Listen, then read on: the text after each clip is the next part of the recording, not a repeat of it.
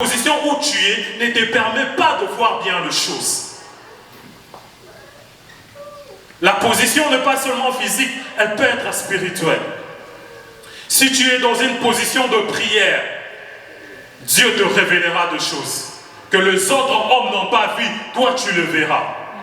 Amen. Si tu es dans une position de prière, Dieu va te dire, attention, ce qui vient là de se faire, ce n'est pas normal. Abraham, tu dois sortir dehors. Abraham, viens. Tu es resté longtemps dans la tente. Tu es resté longtemps en train de réfléchir sur ta vie. Tu es resté longtemps en train de réfléchir sur Isaac qui n'arrive pas. Mais viens d'abord dehors. Il y a des choses que je dois te montrer. Viens d'abord dehors. Il y a des choses que tu n'as pas encore vues. La Bible déclare des choses que nous n'avons pas encore vues. Des choses qui ne sont pas encore montées dans notre cœur. L'Éternel les a réservées. Ce que tu n'as pas encore vu, ce n'est pas que ça n'existe pas, ça existe. Il est temps que Dieu te fasse sortir de ta zone de confort, là où tu es assis, là où tu es resté pendant longtemps, que tu sors de cette zone de confort afin que tu voies les choses comme Dieu, afin que tu voies ta destinée comme Dieu. Il y a des gens, depuis que tu es dans ce pays, tu as perdu toute ta vision. Tu avais de grandes visions, tu te voyais très loin, peu importe, que dans la vie, dans les ministères, je ne sais moi quoi. Tu te voyais tellement loin, mais l'espace que tu es là, les États-Unis, on t'a parlé, ici pour mieux vivre, il faut Whereas, pour tout ça, il faut... Ça a limité ta vision, l'environnement. L'environnement est très important pour que quelqu'un voie mieux. Avec qui tu vis, avec quelle personne tu te rassembles. Parfois, l'environnement, ce sont les amis, ce sont la famille, ce sont des gens avec qui tu fréquentes. Si deux personnes que tu fréquentes n'ont aucune vision, ils vont t'affecter. Si deux personnes avec qui tu vis, eux-mêmes n'ont aucune vision sur leur vie, c'est seulement se réveiller le matin et dormir le soir, aller au travail, aucune vision, tu finiras par commencer à vivre cette vie de la routine. Pourquoi? Parce que ces gens-là n'ont pas de vision. Je prie le Seigneur qu'il enlève de ton côté des gens qui n'ont aucune vision. Que Dieu t'amène de personnes, lorsqu'il vient dans ta vie, tu sens que tu es en train d'avancer. Lorsqu'il vient dans ta vie, il t'amène des idées pour aller dans les hauteurs. Abraham était dans la tente. Dieu lui a dit, non, tu es trop resté dans la tente. Viens, on va sortir dehors. Dehors, il y a des choses que je dois te montrer. Oh, il y a quelqu'un en cet après-midi, je prie le Seigneur, que Dieu ouvre tes yeux, que Dieu puisse t'amener d'abord dehors. Amen. Il y a des moments où Dieu nous demande de faire une action. Mais il y a des moments où Dieu nous fait faire l'action. C'est comme dans ces moments, c'est comme un moment solennel. L'Éternel est en train de voir, le doute est en train de s'installer dans cet homme. Voilà ce que je vais faire. La Bible dit que l'Éternel lui fit sortir dehors. L'Éternel lui fit sortir. Il prit la décision de lui faire sortir dehors. Il ne demande pas, Abraham, viens dehors. Non. Lui-même, Dieu, lui conduit dehors. Je prie que l'Éternel te conduise dehors. Amen. Peut-être tu ne vois plus, peut-être tes yeux ont été embrouillés, mais que Dieu te prenne par la main et qu'il te sorte d'abord dehors. Amen. Que Dieu lui-même puisse se décider du haut de ciel de changer ta vision. Amen.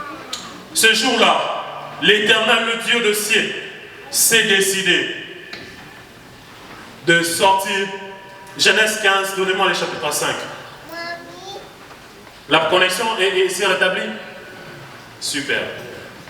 Et après l'avoir conduit dehors, il dit, regarde vers le ciel. Lorsqu'il lui a conduit dehors, Dieu lui a fait un mouvement, il est sorti dehors.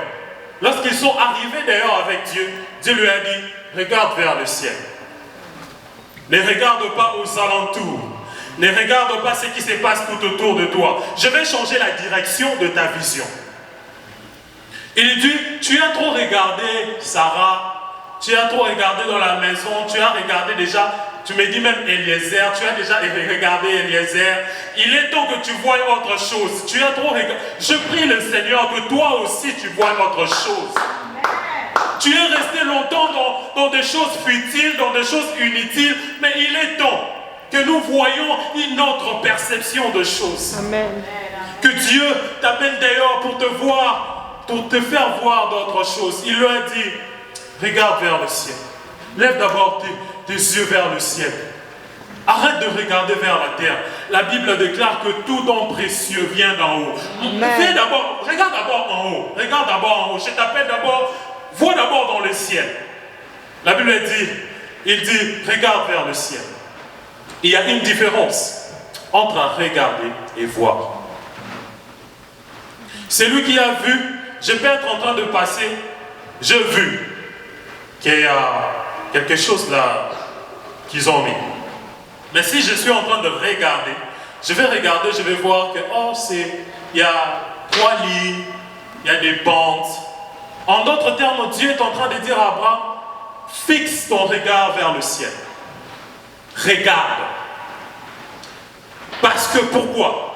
Parce que plus tu vas regarder, plus tu regardes, tu seras tenté de recopier ce que tu as vu. Vous savez, quand on était enfant, moi surtout, quand j'étais enfant, j'aimais trop les films là de Jackie Chan, tout ça, j'aimais trop ça. Et malheureusement pour moi, j'étais que le seul enfant garçon. J'ai vécu avec mes tantes et tout, mes tantes maternelles.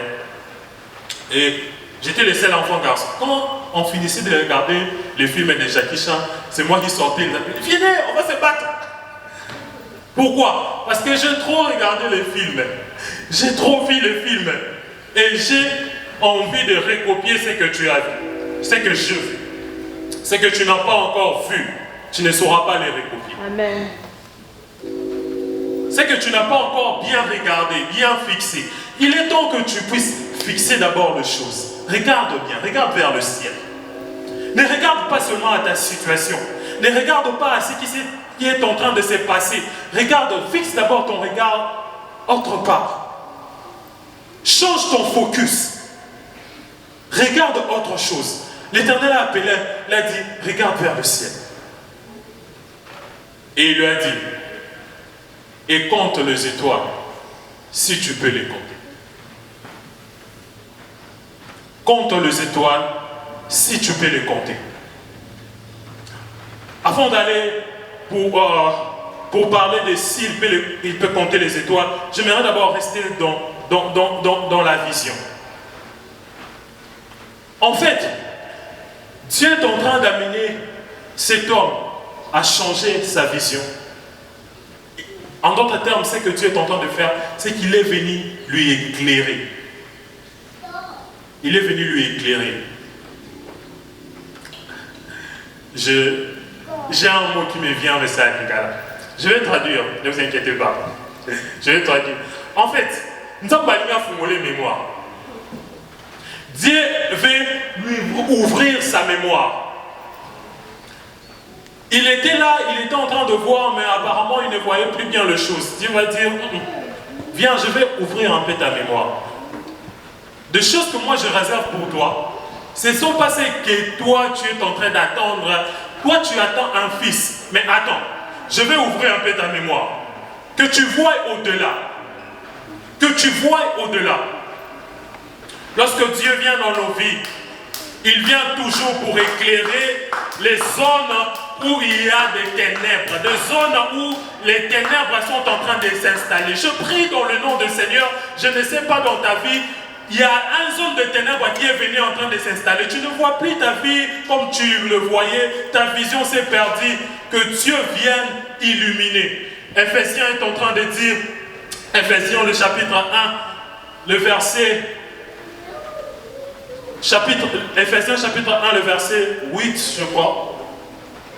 Non, Ephésiens 1, le chapitre 1, le verset 16 à 18. Lisons dans le nom de Jésus. Ephésiens 1, 16 à 18. Ephésiens 1, 16 à 18.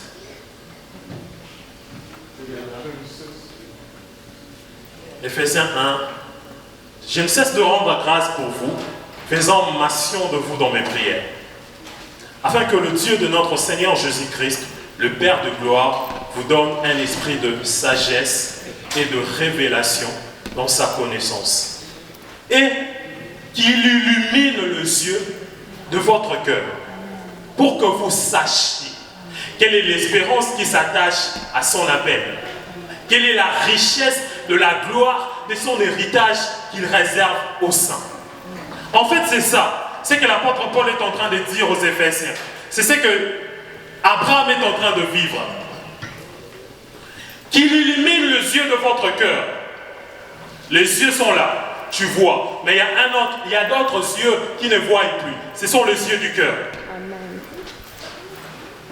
Les yeux qui peuvent mieux gouverner ta vie, ce ne sont pas les yeux physiques. C'est les yeux qui vont au-delà du physique.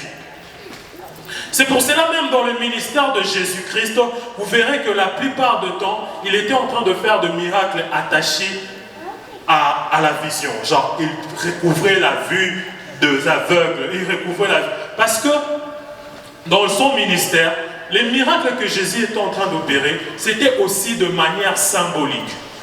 Pour dire que je suis là. Il a même dit dans un passage, je n'ai pas la précision, mais il dit, je suis venu afin que les aveugles voient et que ceux qui voient puissent devenir aveugles.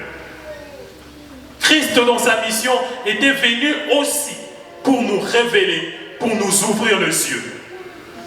Marc le chapitre 8, je vais revenir sur ça. Marc le chapitre 8, le verset 22 à 26, je vais nous parler d'un des miracles de Jésus où il recouvre